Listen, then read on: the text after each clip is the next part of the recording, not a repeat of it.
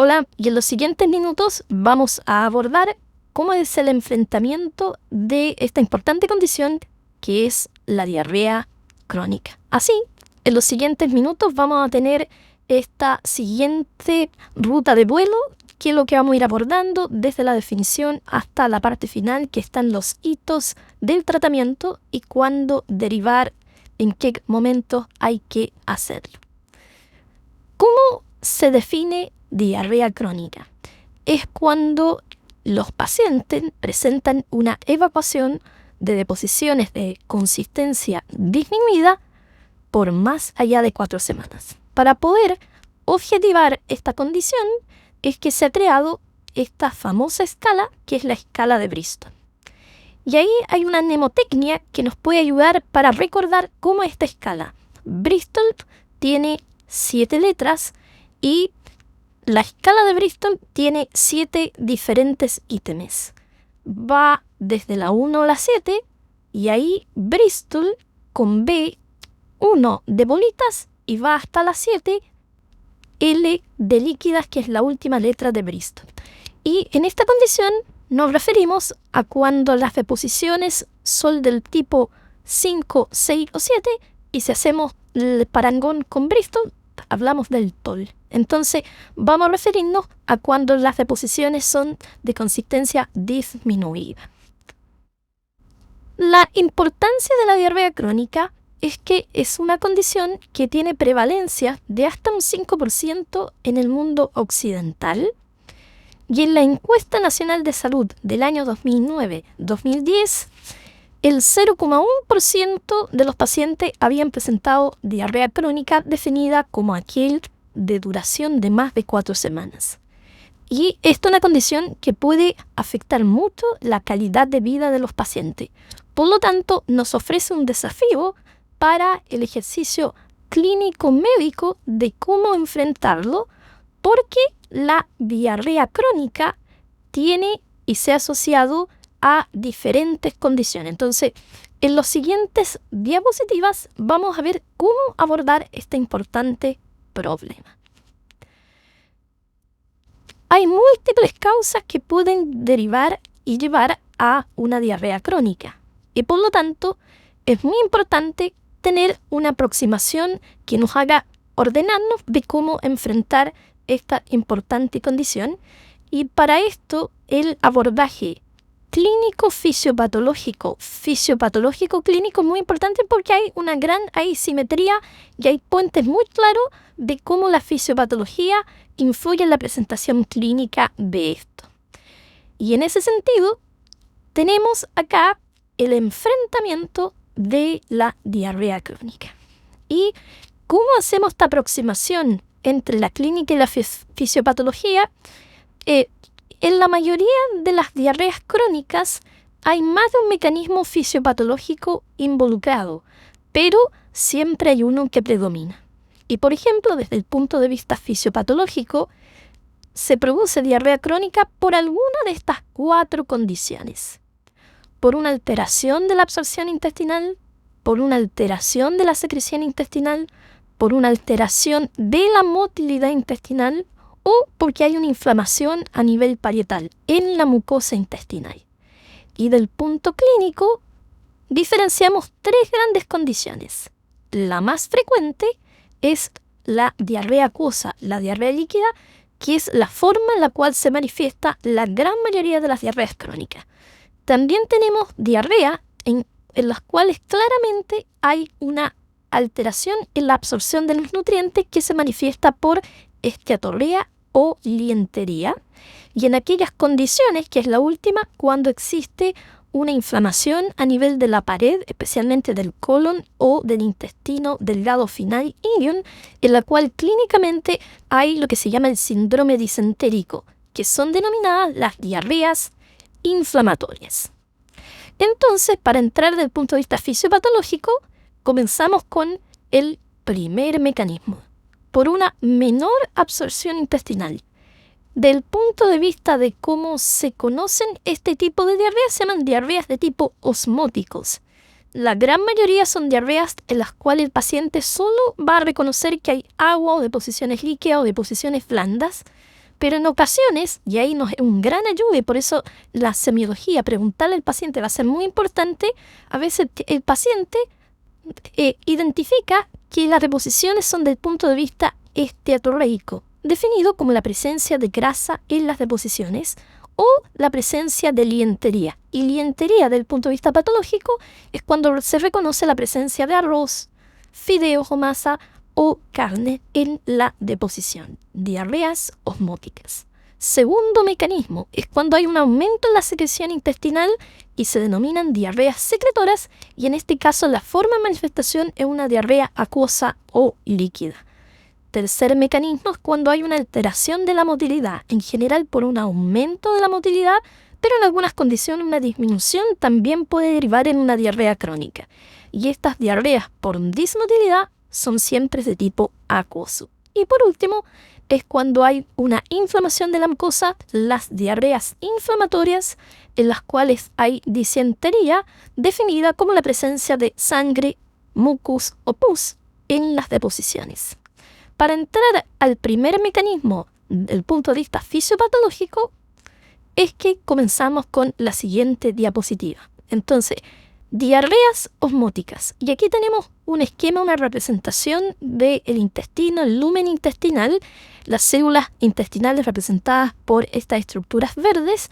Hacia arriba está el lumen, y en el lumen existe la presencia de diferentes sustancias, como por ejemplo iones, cationes y aniones, y también otro tipo de sustancias que tienen capacidad osmótica, que significa que son capaces de atraer agua, absorber líquido.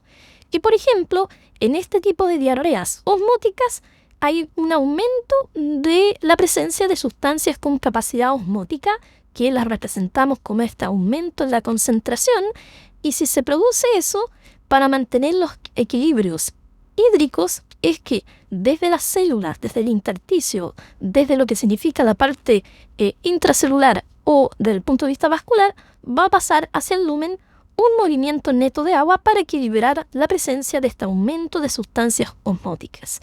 Al salir agua hacia el lumen, ¿qué va a producir? Que la concentración de estas sustancias del lumen se diluyan, disminuye la concentración tanto de las sustancias osmóticas como de los iones que están presentes. Por lo tanto, si medimos la concentración iónica, la vamos a encontrar diluida debido a la salida de este movimiento neto de agua. Por lo tanto, se diluyen los iones intraluminales. ¿Y para qué sirve conocer la concentración de estos iones intraluminales? Es que podemos, obviamente, aplicar una regla, una ecuación para poder saber si es por un mecanismo osmótico la diarrea que presenta el paciente al medir la concentración de iones a nivel del punto de vista de las deposiciones fecales. Entonces existe este binomio que se llama el gap osmótico fecal, que es la diferencia entre la osmolaridad fecal esperada o teórica o lo que debiera existir con la osmolaridad que presenta el paciente, o sea, la osmolaridad medida o real del paciente. La osmolaridad esperada o teórica es muy similar a la osmolaridad plasmática, que es de más o menos 285 más menos 5, y en este caso por convención se le da 290 y se produce la ecuación de diferenciarlo, la resta, sobre la osmolaridad medida o real. Y hay tantos iones positivos como negativos.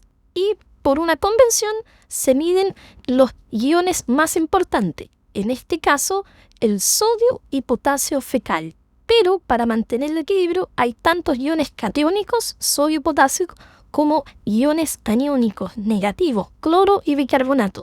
Para no medir todo esto y simplificar la medición es que solo se miden las deposiciones, los cationes principales, sodio y potasio, y se multiplica por 2 para equilibrar con la presencia de cloro y bicarbonato, sabiendo que estos son los más importantes. Y normalmente 290 menos 2 veces la suma del sodio y potasio fecal debiera tener una diferencia muy pequeñita dado por los otros iones que no son medidos. Pero en esta condición en la cual hay una dilución del sodio y potasio fecal, sabiendo que lo normal es tener una gap osmótico fecal menos de 100, habitualmente menos de 50, al estar diluido estos iones, esa diferencia aumenta. Por lo tanto, en las diarreas osmóticas, el gap osmótico fecal está aumentado, definido como que en cual esta diferencia es mayor a 100 y habitualmente con una concentración de sodio en las deposiciones baja, menos de 60 milimoles por litro. Entonces, en las diarreas osmóticas tenemos un gap osmótico fecal aumentado. ¿Cuáles son las principales causas de estas diarreas osmóticas? Tenemos factores exógenos cuando el paciente ingiere sustancias que tienen capacidad osmótica como laxante, antiácido, algunos alimentos y medicamentos que pueden alterar la absorción intestinal. Y la otra causa es cuando, debido a una condición endógena, existen enfermedades con mala absorción, ya sea adquiridas o congénitas. Y esta mala absorción produce que no seamos capaces de absorber los hidratos de carbono, que son sustancias con alto poder osmótico, y por lo tanto, una de las principales causas en general de las diarreas osmóticas son las diarreas en las cuales se produce una alteración en la absorción. Y debido a que tanto el factor exógeno o las causas endógenas obedecen al alimento o algo que ingiero, este tipo de diarrea tienden a disminuir o a pasar completamente cuando el paciente está en ayuno. En cuanto al segundo mecanismo, fisiopatología de la diarrea secretora, es cuando hay un aumento en la secreción intestinal que obedece en general a un aumento en la secreción de los principales iones que producen secreción a nivel de las criptas, que es principalmente el cloro. Y con eso se produce un paso de agua compensatorio para mantener la concentración, la isotonicidad. Y en este caso, al pasar tantos iones como líquido en una manera equivalente, no se produce un efecto de dilución a nivel de los iones luminales. Por lo tanto, en las diarreas secretoras, el gap osmótico fecal, el resultado de este binomio 290 menos 2 veces la concentración de sodio y potasio, tienen un gap osmótico normal, menos de 50, y con una concentración de sodio fecal también normal, mayor a 90 milimoles por litro. Por lo tanto, el gap osmótico fecal en las diarreas secretoras es normal. En cuanto a las causas de las diarreas secretoras, principalmente se deben a infecciones, y en los cuales se produce un aumento del AMP cíclico, este regulador intracelular de las funciones de la mayoría de nuestros tejidos, en las cuales la presencia de enterotoxinas, ácidos orgánicos, prostaglandinas, medicamento, péptido intestinal vasoactivo produce un aumento del AMP cíclico, lo cual produce una apertura de los canales de cloro y una consiguiente secreción intestinal. También hay algunas causas de diarrea mediadas por sustancias neuroendocrinas y hay algunas que son de mecanismo más desconocido, como algunos medicamentos, el adenoma velloso. Y en este caso, al no deberse a sustancias que uno está ingiriendo, tienden a no pasar cuando el paciente está en ayuno. Por lo tanto, no ceden con el ayuno. El tercer mecanismo corresponde a la fisiopatología de la dismotilidad. En la mayoría de las diarreas siempre hay un aumento en la motilidad intestinal. Sin embargo, como elemento primordial, primario, único, es menos habitual, hay un aumento en la motilidad, que es la gran causa, y lo cual pudiera producir o un aumento en la secreción intestinal o quizás que el tiempo sea insuficiente para lograr una menor absorción. Y en algunos casos en los cuales hay una menor motilidad, esto puede derivar en un exceso de bacteria intestinal, en un sobrecrecimiento bacteriano intestinal que puede manifestarse solo como diarrea crónica. ¿Cuáles son las principales causas en las cuales la dismotilidad es el principal factor? Aquí es donde se le atribuye al síndrome de intestino irritable de tipo diarreico el principal factor causante de este tipo de diarrea crónica. Pero también pudiera en el hipertiroidismo, en algunas disautonomías, por ejemplo, diabetes mellitus, o en los síndromes carcinoides, estar presente este mecanismo como uno de los principales para llevar a la diarrea crónica. Y el último mecanismo, la diarrea inflamatoria o disentérica, en la cual hay un daño e inflamación a nivel parietal, se altera la permeabilidad, hay una exudación muy activa desde los capilares cuando hay un daño mayor a nivel parietal, hay una respuesta inflamatoria del punto de vista celular, humoral, fagocítica, con muchos mediadores de la inflamación participando en la perpetuación y con muchas veces efectos sistémicos claros como fiebre, compromiso del estado general y afectación del estado en forma global. En este caso, la fisiopatología es multifactorial. Hay claramente un aumento en la secreción intestinal, hay menor absorción y también hay un aumento en la motilidad. Pero la secreción intestinal es el principal mecanismo de la diarrea de tipo inflamatoria cuando hay una disentería en las deposiciones. ¿Cuáles son las principales causas de la diarrea inflamatoria? Principalmente infecciosa, ya sea de tipo invasor o por producción de citotoxinas. Enfermedades autoinmunes como la enfermedad inflamatoria intestinal, la colitis microscópica, debido a la presencia de sustancias tóxicas como quimioterapia, radioterapia, causas de tipo vascular, isquemia, vasculitis y en otras en las cuales desconocemos su causa real. Ya revisamos los mecanismos fisiopatológicos y ahora abordaremos cómo es el enfrentamiento de los pacientes que presentan una diarrea crónica, para poder ordenarnos y saber cómo abordar y poder solucionar el problema de los pacientes.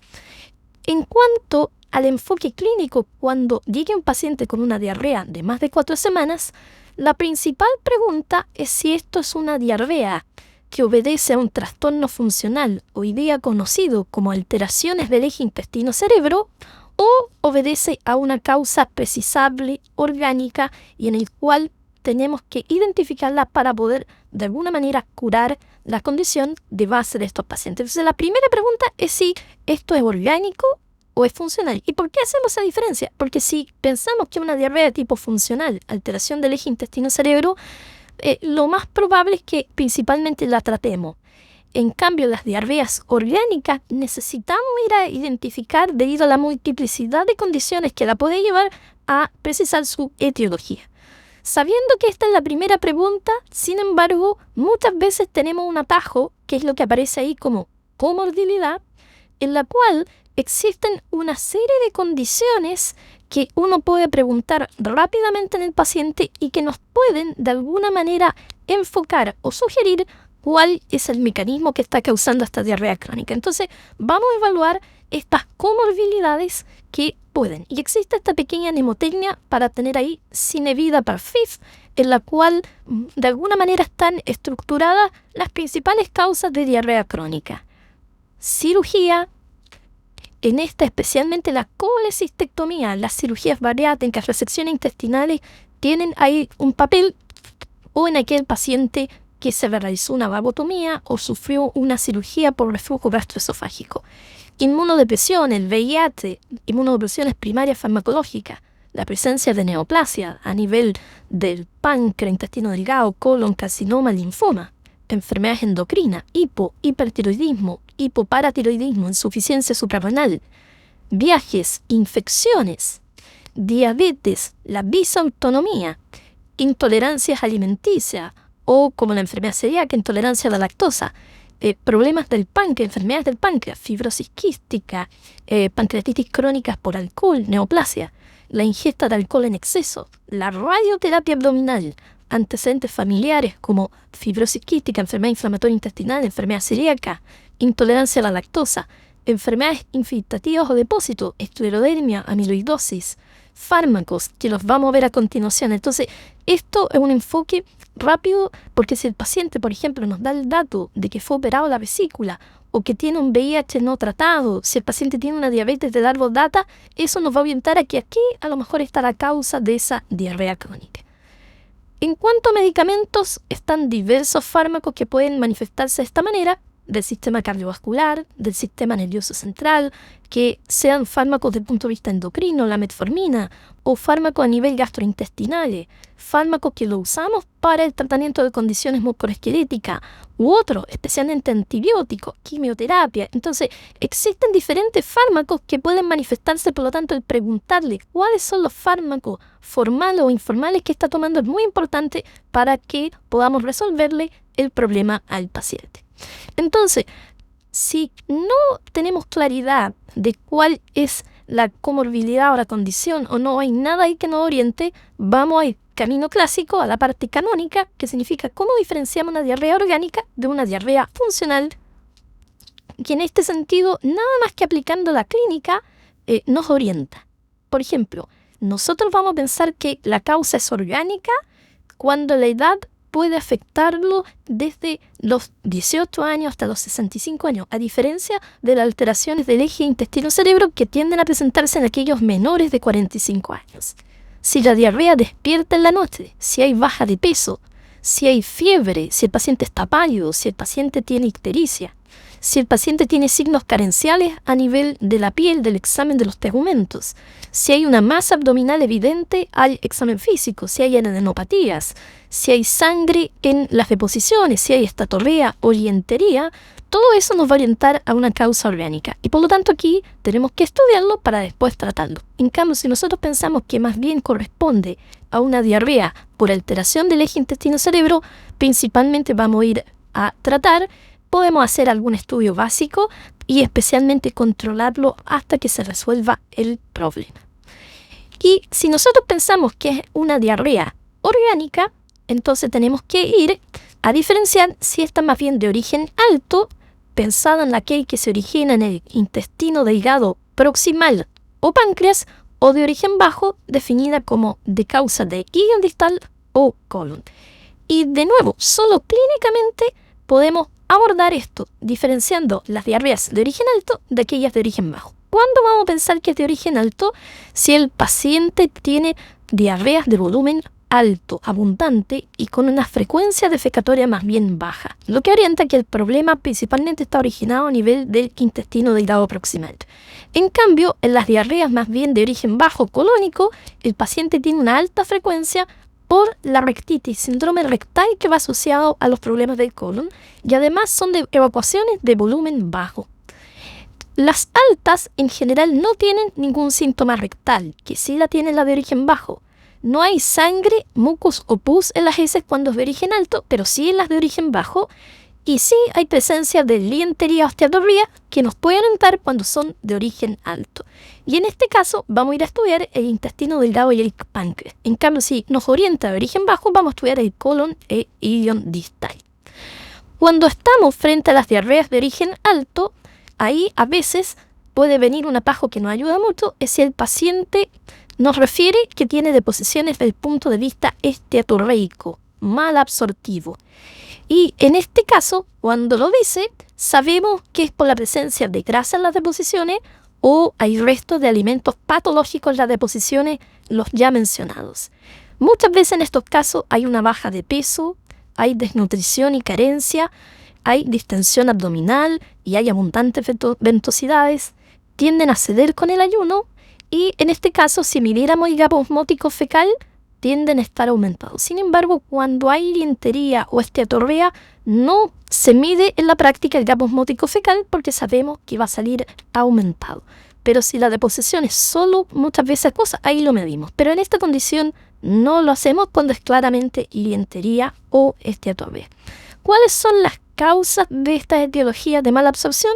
Cuando hay una alteración en el páncreas, que es un órgano vital para la digestión, en el intestino delgado, enteropatías o una alteración en el flujo linfático. Todas estas condiciones causan una mala absorción que pueden manifestarse por esteatorrea o dientería. Dentro de las causas intestinales enterales tenemos las inflamatorias como la enfermedad celíaca, la enfermedad de Crohn, la enteritis actínica, la yeyunolitis ulcerativa, mastocitosis enteritis eosinofílica, o cuando ha sufrido el paciente alguna cirugía por inadecuada superficie absortiva, también por causas carenciales o tóxicas, por ejemplo exposición al alcohol, déficit de vitamina B12, una gran desnutrición proteica o la presencia de fármacos o tóxicos que afecten al intestino delgado. Causas infecciosas como el VIH, Isospora, Cryptosporidium, Giardia lamblia, enfermedad de Whipple, Mycobacterium tuberculoso o avium, que puede afectar a nivel del intestino delgado. También cuando hay tumores o enfermedad infectativa a nivel del intestino delgado, amiloidosis, esclerodermia, linfoma, enteritis colágena. Y raras causas genéticas o bioquímicas que son mencionadas acá. Cuando hay claramente enfermedades de tipo mal absortivo, enteropatía, entonces vamos a ir a ver cuáles son las principales formas de estudiar tanto el intestino delgado como el páncreas. Ya ahí están los estudios específicos de mala absorción, especialmente para enfermedad celíaca, el antiendomicio, la antitransglutaminasa, la medición de IgA, evaluar coprocultivo, evaluar infecciones mediante parasitológico o PCR múltiple, estudiar la elastasa fecal para medir cómo está la secreción pancreática exocrina, también evaluar lo que es la parte de la presencia o no de un VIH. Las imágenes nos ayudan mucho para estudiar el intestino delgado y el páncreas, a lo menos una resonancia o un escáner de abdomen.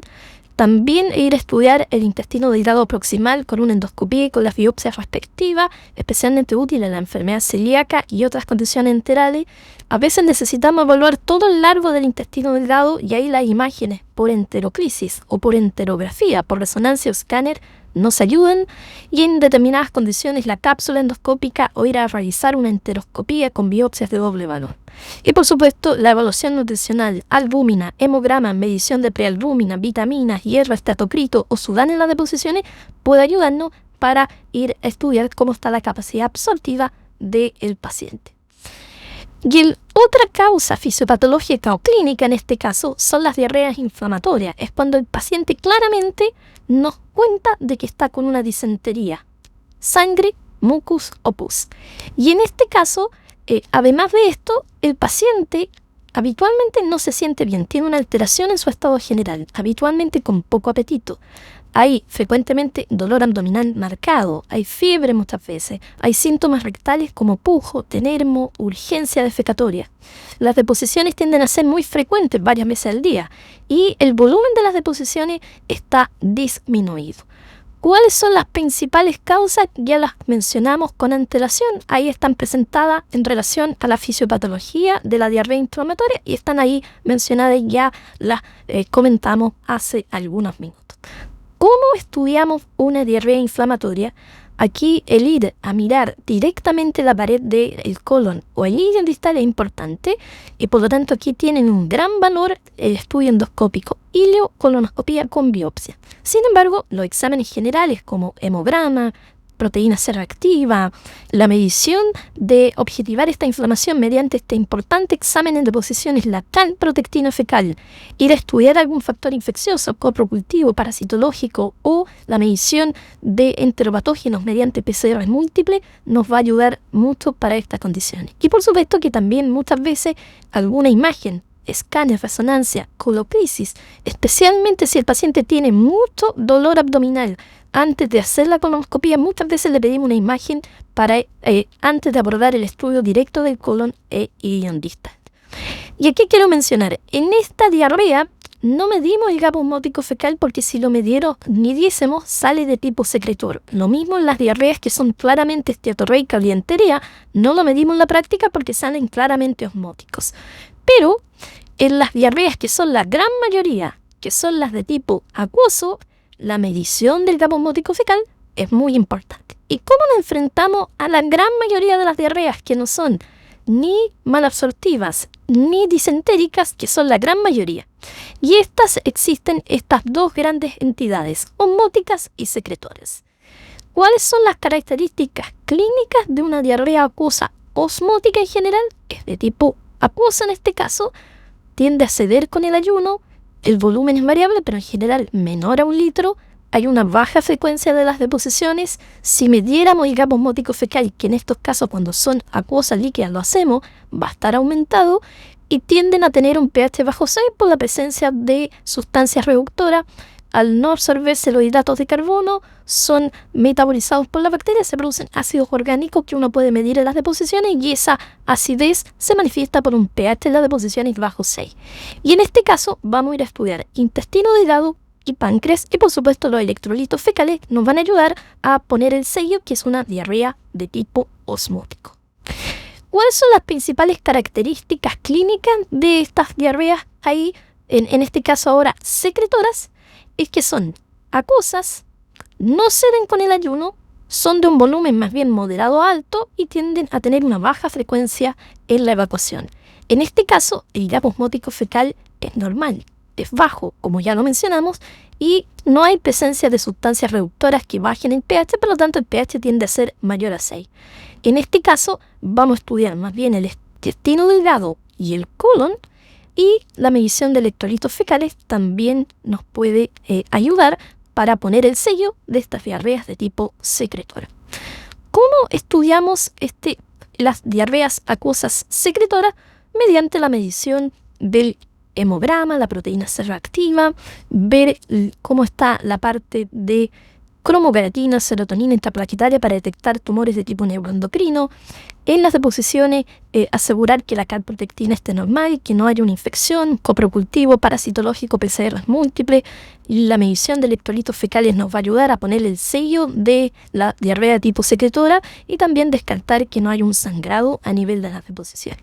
Y en este caso vamos a tener que estudiarlo en general con estudios endoscópicos, ya sea endoscopía alta con biopsias de duodeno, ileocolonoscopía con las biopsias respectivas, resonancia o escáner como estudio de imagen, en algunos casos PET-CT, o una coloclisis, enteroclisis o enterografía por resonancia o escáner para ir a estudiar cómo está el intestino delgado. Y en aquellos casos que no amerite la cápsula endoscópica o la enteroscopía con biopsias. Y en la parte final de esta presentación tenemos ahí el tratamiento, cómo hacemos el enfrentamiento terapéutico de estas diarreas crónicas. Tenemos que ir a corregir la causa subyacente para solucionar el problema. Evaluamos siempre, muy importantemente, el estado nutricional, la hidratación, cómo está el electrolito, el estado de función renal, el estado ácido-base. Y vamos muchas veces, mientras hacemos el estudio, a dejar un antidiarreico a aquellos que disminuyen la motilidad intestinal o son antisecretores, tienen en general poco riesgo, pueden a veces provocar un poco de megacolon o cierto grado de ilio, muy rara vez aumenta la infección y se dividen en dos grandes grupos. Aquellos que se usan en diarreas leves a moderadas como la loperamida, el bismuto, anticolinérgico, antisecretores como el racecadotrilo, y aquellos que usamos en diarreas secretoras o intensas como el optrotide, los glucocorticoides, la clonidina, entre otros. Por lo tanto, en general, dependiendo de la enfermedad subyacente, es que actuaremos en concordancia con la causa identificada. ¿Y cuándo debemos derivar a un especialista? Cuando hay un síndrome disentérico con cultivos negativos, cuando se sospecha claramente una enfermedad inflamatoria intestinal, cuando la diarrea persiste con el ayuno, o sea, pensamos que es una diarrea más bien de tipo secretora, cuando hay presencia de esteatorrea o lientería para poder identificar la causa habitualmente a nivel del páncreas o del intestino delgado, en pacientes con marcada baja de peso que están muy desnutridos, derivarlo al especialista cuando hay una falta de respuesta al tratamiento antidiarreico y en pacientes que están inmunocomprometidos. Espero que les haya servido esta presentación y quedamos a su disposición. Muchas gracias.